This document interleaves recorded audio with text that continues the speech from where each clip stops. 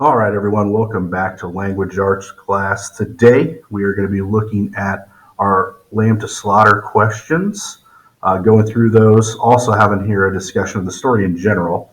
So the questions will help guide our discussion of the story. And we'll start here with our first question, which refers to the title. Asks, how does the title refer to the story?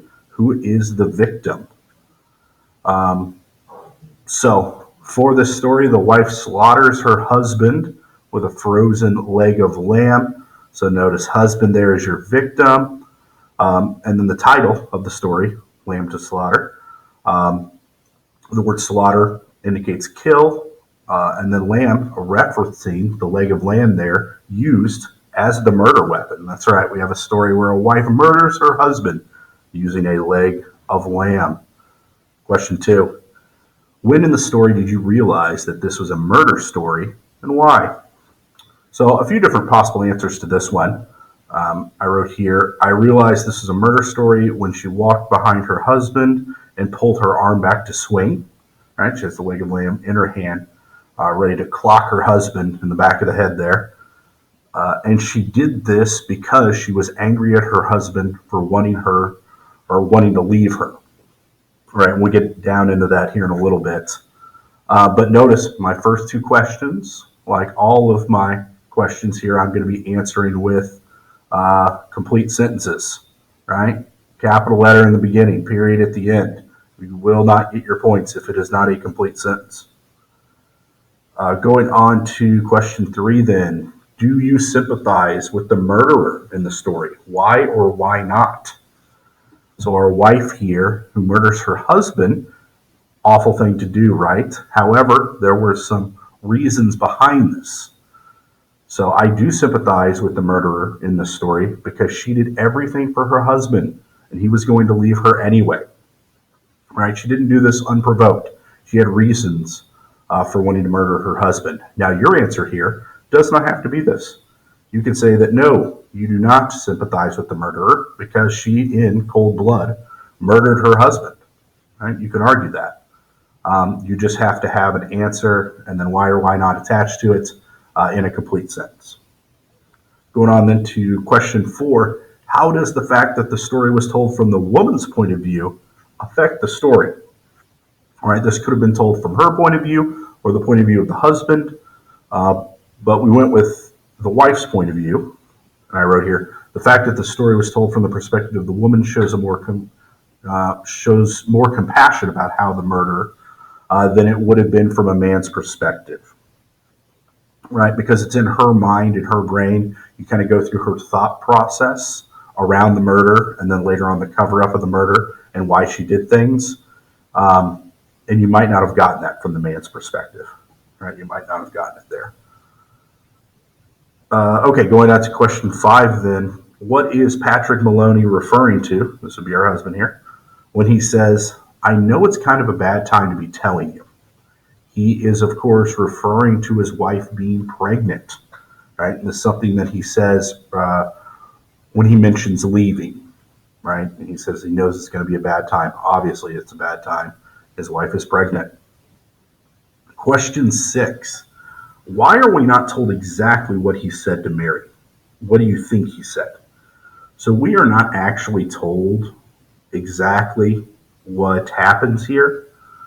And this is so that we can use our imaginations to imagine what she said. It indicates to us that he's leaving, right? We are assuming for good, right? We don't know that. We're assuming that he's leaving for good.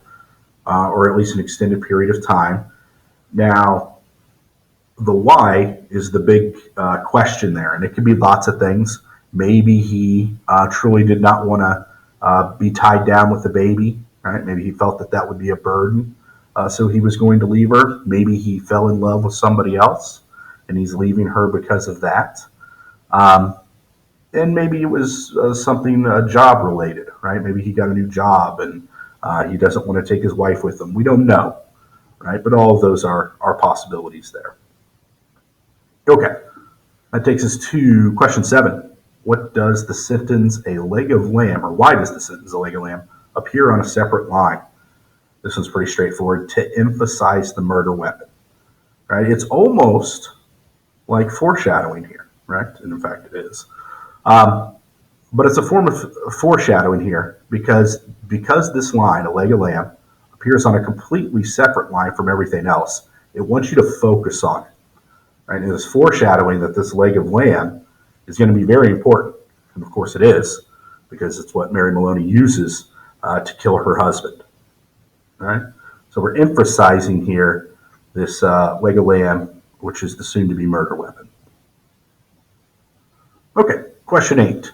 Which words indicate that Mary doesn't think before she strikes her husband? So I just grabbed the actual sentence here where it happens.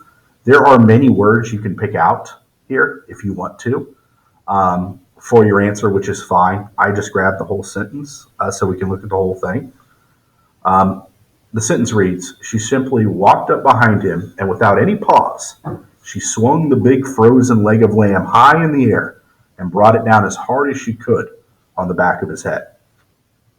Now this is, I think, an interesting sentence because notice that she does not kill him in anger. She's not furious as she walks up behind him and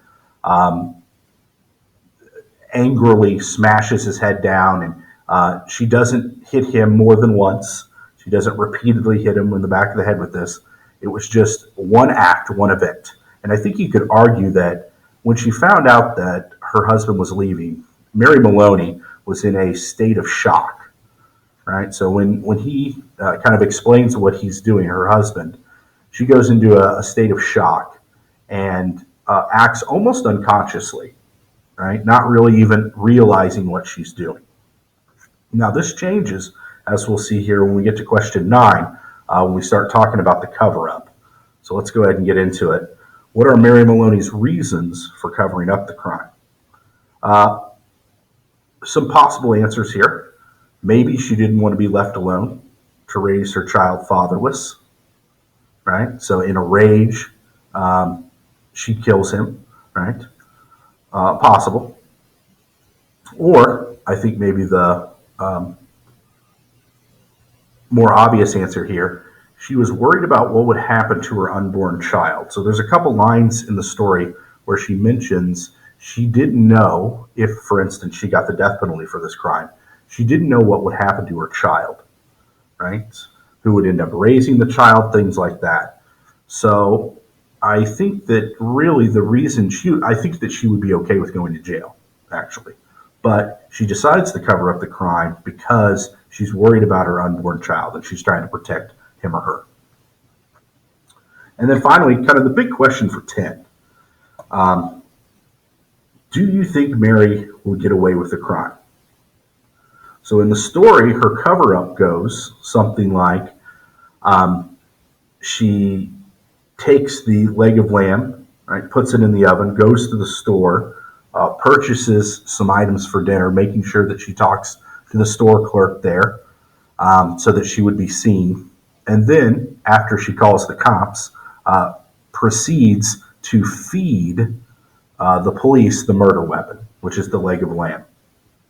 Right, so she's gotten away with the murder weapon. And in fact, in the story, it says that all the police really have to do is find the murder weapon, and then they think they can find who the killer is. But of course, Mary knows that they can't do that because she has already gotten rid of the evidence. And in fact, in the end, she ends up laughing as they talk about this at the dinner table.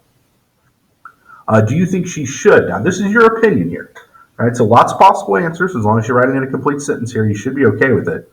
I wrote here, I think she should get away with the crime because her husband is being a jerk, or was being a jerk, not around anymore, which is fine, but you could also argue that no, I mean, murder is bad, regardless of how it's set up or the reasons behind it.